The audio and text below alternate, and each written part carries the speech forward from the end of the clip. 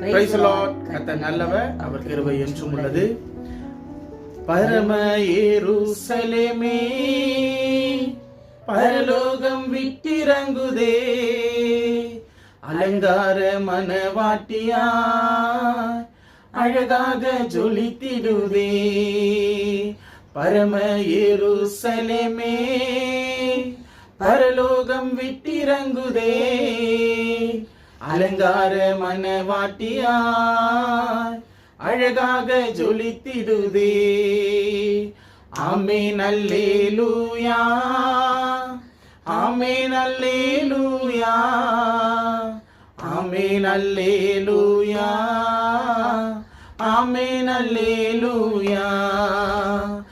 எருசலேமே கோழி தன் குஞ்சுகளை ஏற்றனைக்கும் ஏக்கத்தில் குரல் கேட்டே, தாய் பறவை துடித்திடும் பாசம் கண்டே, தாபரமாய் சிறகினில் தஞ்சமானே. கனிவான எருசலேமே, கனிவான எருசலேமே, பரம எருசலேமே பரலோகம் விட்டிறங்குதே, அலங்கார மனவாட்டியாய் அழகாக ஜொலித்திடுதே.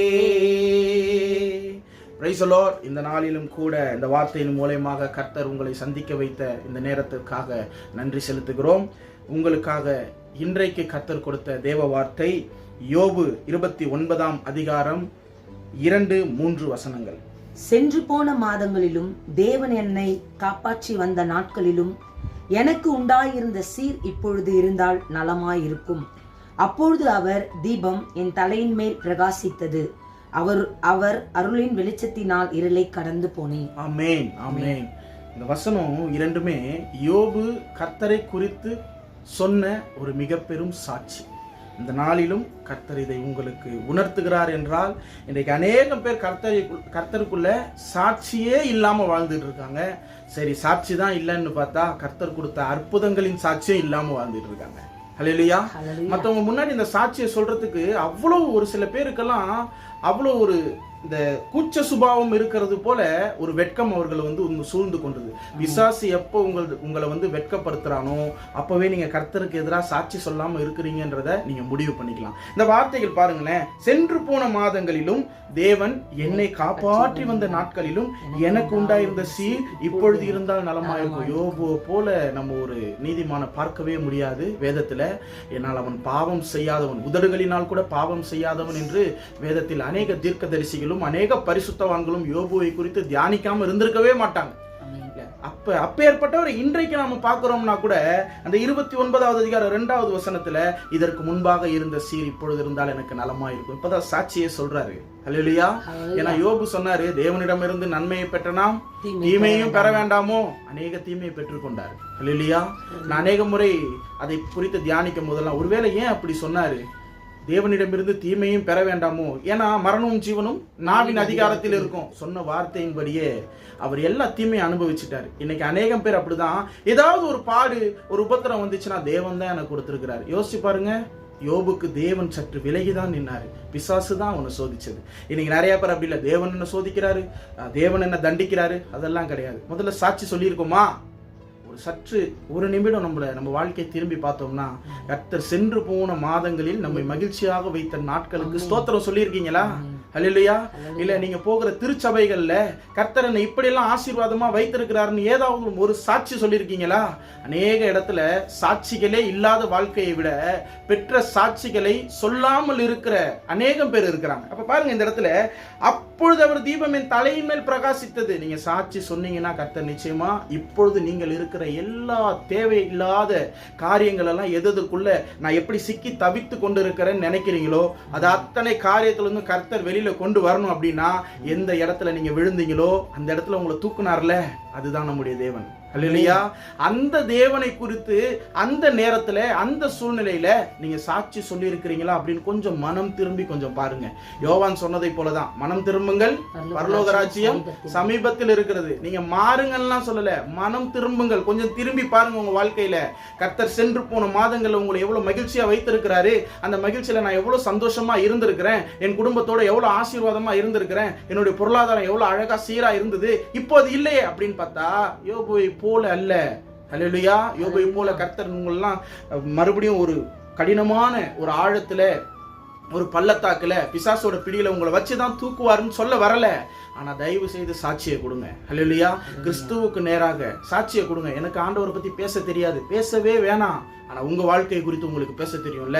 எத்தனையோ பேர் மனம் நொந்து போயிருக்கிறவங்களுக்கு கர்த்தர் என்ன இந்த பாதையிலிருந்து என்ன உயர்த்தி இன்றைக்கு என்ன நலமோட வைத்திருக்கிறாரு. இன்றைக்கு நான் சுகபத்திரமா இருக்கேன், இன்றைக்கு நான் நல்லா தூங்குறேன், நல்லா சாப்பிடுறேன், என் கணவர் சரியாயிட்டாரு, என் மனைவி சரியாயிட்டாங்க, என் வீட்டுல என்ன புரிஞ்சுக்கிட்டாங்க, என் பிள்ளைகள் வழிமாறி போன திசையில இருந்து இன்றைக்கு கர்த்தருக்குள்ளாக சரியாக நடக்கிறாங்கன்ற சாட்சி அநேகம் பேருக்கு நீங்க சொல்லி உங்க சுவிசேஷத்தை ஆரம்பிக்கக்கூடிய இந்த நாட்கள்ல இருக்கீங்க. அப்ப நீங்க கொஞ்சம் இந்த 29வது அதிகாரம் 2வது வசனத்தை ஞாபகம் வச்சு. ஏன்னா சென்று போன மாதங்களில் தேவன் என்னை காப்பாற்றி வந்த நாட்களிலும் எனக்கு உண்டாயிருந்த சீர் இப்பொழுதும் இருந்தால் நலமாயிருக்கும். ஒருவேளை சென்று போன மாதங்கள்ல நாம் செய்த பாவங்களுக்கு கர்த்தர் நீதியாய் நியாயம் விசாரித்தார்னா இன்றைக்கு நாம இந்த இடத்துல இந்த நேரத்துல பேசிட்டு இருக்க மாட்டோம். அல்லேலூயா. அப்ப இன்றைக்கு கர்த்தர் என்ன வைத்திருக்கிறார்னா இதை ஏன் நம்ம இப்படி எடுத்துக்க கூடாது. சென்று போன மாதங்களில் தேவன் என் கிரியைகளுக்கு தக்கதாக எனக்கு நீதியை சரி கட்டாமல் இருந்ததனால் இன்று வரை நாம் உயிரோடு இருக்கிறோம். அல்லேலூயா. எப்படி வேணா வச்சுக்கோங்க, ஆனா தயவு செய்து தேவனுக்கு நேராக சாட்சி வேணும். இதை நான் சும்மா எல்லாம் சொல்லல. யோபோட வாழ்க்கை எப்படி இருந்ததுன்னா 6வது வசனம் பார்த்தோம்னா தெரியும். என் பாதங்களை நான் நெய்யினால் கழுவினேன், கண்மலைகளிலிருந்து எனக்கா எண்ணெய் நதி போல ஓடி வந்தது, அந்த செல்வ நாட்களின் சீர் இப்பொழுது இருந்தால் நலமாயிருக்கும். இன்னைக்கு அநேக பிரேயர் ரெக்வஸ்ட் வருது. நான் நல்லா இருந்தேன் சிஸ்டர், நான் நல்லா இருந்தேன் பிரதர், எனக்கு இப்ப என்ன ஆச்சுன்னே தெரியல, அந்த மாதிரி என் வாழ்க்கை போய்கிட்டு இருக்கு. ஒன்றே ஒன்றுதான், சாட்சியா வாழ்றீங்களா? கர்த்தருக்கு நேராக சாட்சியா இருக்கிறீங்களா? நீங்க போய் மத்தவங்க கிட்ட நான் இப்படிதான் வாழ்றேன், இதான் கிறிஸ்தவ அர்த்தம் சொல்றது அல்ல கிறிஸ்தவ வாழ்க்கை. அல்லேலூயா. கிறிஸ்தவ வாழ்க்கைன்றது கிறிஸ்தவுக்கு நேராக நான் நடக்கிறது, கிறிஸ்து எனக்குள்ள வெளிப்படணும். அந்த அன்பு இன்றைக்கு எத்தனை பேர்கிட்ட இருக்கு? ஒருவேளை நீங்க இன்றைக்கு மனம் திரும்பி, யோவான் சொன்னது போல மனம் திரும்புங்கள், பரலோக ராஜ்யம் சமீபத்தில் இருக்கிறது என்று சொன்னது போல தேவன் எங்கேயுமே இல்லைங்க, நீங்க ஜெபிக்கிற தூரத்துல தான் இருக்கிறாரு. அல்லேலூயா. வேதமும் அப்படிதான் சொல்லுது. நீங்க மனம் கசந்து உங்களுடைய பாவங்களுக்காக, நீங்கள் செய்த மீறுதல்களுக்காக, எல்லாருமே பாவம் செய்து விட்டீர்கள் நான் சொல்லல, ஆனா தேவனை மறந்த அந்த கணம் கூட நம்ம பாவத்தில் ஆட்கொள்ளப்பட்டிருக்கோன்றதுனால தான் நான் சொல்றேன். அப்ப அந்த தேவனை மறந்த அந்த நேரங்கள்ல நான் கர்த்தரை விட்டு பின் வாங்கிட்டேனே, எப்படியெல்லாம் நான் பின்வாங்கி இருப்பேன்னு கொஞ்சம் யோசிச்சு, ஒருவேளை சென்று போன நாட்களில் நாம் செய்த கிரியைக்கு தக்கதாக அவர் பலன் கொடுக்காமல் இருக்கிறதுனால கர்த்தர் இன்றைக்கு நம்மள ஆசீர்வாதமா வைத்திருக்கிறாரு. சாட்சியை சொல்லுங்க. எந்த இடத்துல விழுந்தீங்களோ அந்த இடத்துல தான் கர்த்தர் உங்களை நின்று தூக்கி வைத்திருக்கிறாரு. அந்த தூக்கு அந்த நேரத்திற்காக கர்த்தருக்கு நேரா சாட்சி சொல்லுங்க. அப்படி சாட்சி சொன்னீங்கன்னா கண்டிப்பா இப்பொழுது இருந்தால் நலமா இருக்கணும் இல்ல, கண்டிப்பா இப்பொழுது இருக்கும். அல்லேலூயா. கர்த்தர் இந்த வார்த்தையை இந்த வேளையில உங்களை நோக்கி சொல்ல வைத்த அவருடைய கிருபைக்காக ஸ்தோத்திரம். அதனால மனம் திரும்புதல் என்றது மரண பரியந்தம் நடக்கும். ஏதோ ஒரு முறை நடந்ததல்ல, மரண பரியந்தம் மனம் திரும்புதல் நடந்து கொண்டே இருக்கும். ஏதாவது ஒரு விஷயத்துல நம்ம மனம் மாறிக்கிட்டே இருக்கும். அந்த எல்லா மனம் திரும்புதலையும் நம்மளுக்குள்ள ஒரு சேர வைத்து மரண பரியந்தம் எதிலெல்லாம் நான் இன்னும் திருந்தணும்பா, எதிலெல்லாம் நான் இன்னும் மாறணும்னு கேட்டுக்கிட்டே இருந்தா கர்த்தர் உங்களையும் அந்த செல்வ நாட்களின் சீரை பார்க்கிறதுக்காக உங்களை எழுப்புவார். கர்த்தர் தாமே இந்த வார்த்தைகளையும் உங்களையும் நிச்சயமாக ஆசீர்வதிப்பாராக. ஆமென். ஆமென். அப்படியே நாம் ஜெபிக்கலாம். எங்களை அதிகமாக நேசிக்கிறங்கள் அன்பின் பரலோக தகப்பனே, இந்த நாளுக்காக நன்றியோடு துதிக்கிறோம் அப்பா.